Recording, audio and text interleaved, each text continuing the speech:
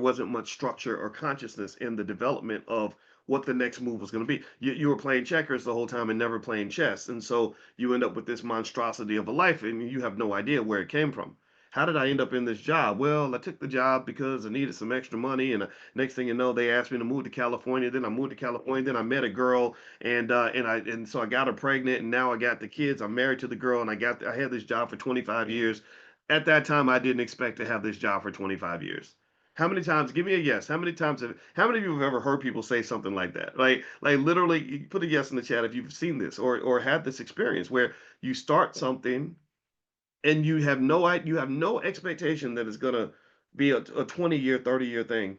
You just did it because it fit for the moment. You dated that person because they fit for the moment, right? You made that move to California because it fit for the moment. Because I couldn't pay the rent that month, they gave me an extra $500, but they said you got to move to California because the job will pay you an extra $10 an hour. Whatever it is, right? It's always these little things. And I'm gonna tell you, I said, I'll be damned. I started thinking about this a lot. This was the benefit of being a loner. I ain't had no friends in college. I had like one or two, but that was it.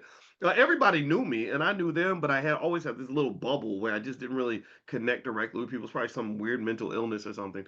But anyway, I remember thinking like, this is interesting. People don't think about their lives. They don't think about how every step fits into the big picture, and if you don't do that, then you can end up with a train wreck because you're making a series of short-term decisions that put you in that where you create this long-term conundrum that's like very confusing for you. Why is that part of the conversation today? Why am I even discussing this? Well, because wealth and investing and everything else is exactly the same way. It's the exact same way. Think about it. I want you to write down on a piece of paper, and we're going to get back to Arthur Jones, the brother who died, because I promise you that that's the starting point. But I really want to make a bigger point. Even though his life, I mean, it's very unfortunate, and it's a very it's a significant issue for him and his family. But also I want to make the bigger point that fits into what we do every day.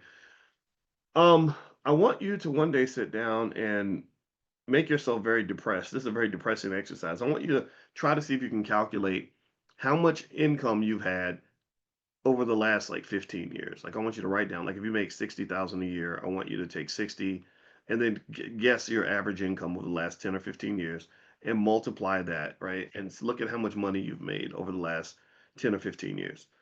And then after you see how much money you've made over the last 10 or 15 years, I want you to imagine something like okay, so how much money would I have if I had invested 10% of that money, just 10% of that income, right? So let's say you make 60,000 a year and you make an average of 60,000 a year over say a 20-year period. And 10% of 60,000 is $6,000. And let's say you invested $6,000 a year, which is about $500 a month, and you did that over that 20-year period. You lived your life, but you were very conscious about like, okay, this is where I want to be financially 10 years from now, 5 years from now, 20 years from now. Um, if you did that $500 a month, as you know, with our 5-year pledge, you roughly, if you put it in the S&P 500, no investing knowledge. Let's say you just threw it in there and just threw it into a mutual fund, right? That's it. You didn't even think about it.